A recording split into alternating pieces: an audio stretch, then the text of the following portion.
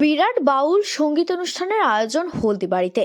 দক্ষিণ বড় হলদিবাড়ি রাঙাপানির জনপ্রিয় সঙ্গের পরিচালনায় প্রত্যেক বছরের ন্যায় এবছরও রাঙাপানি গ্রামতলী পুজো প্রাঙ্গণ মাঠে এই বাউল সঙ্গীত অনুষ্ঠানের আয়োজন করা হয়েছে। চলতি মাসের আগামী 12 এবং 13 ডিসেম্বর সন্ধ্যা থেকে এই বাউল সঙ্গীতের আসর বসবে।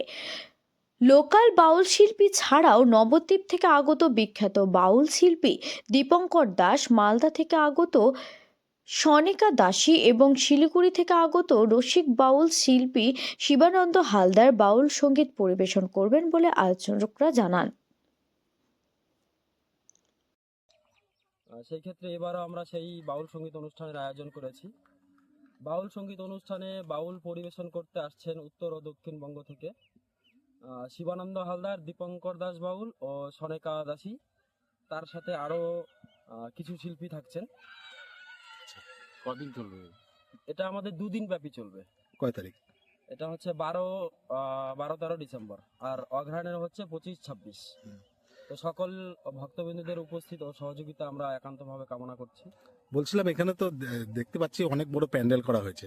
এই যে বাউল সঙ্গীত যে হবে তার জন্য কি কোনো রকমের টিকিট বা কিছু রয়েছে? না, এটা আমাদের কোনো রকম কোনো ধরনের কোনো টিকিটের কোনো ব্যাপার নেই। এটা নো কস্ট বা টাকা পয়সার কোনো ব্যাপার নেই। আমরা এমনি সকলের সহযোগিতায় আমরাও করছি বা সকলকে আমরাও বিনামূল্যেই সঙ্গীত শোনাবো। আচ্ছা, বলছিলাম 12-13 তারিখ যে হবে কখন হবে সেটা? সেটা আমাদের বিকেল 5টা থেকে রাত্রি 12টা, 2 দিনই। 2 দিন। আচ্ছা, আপনার নাম?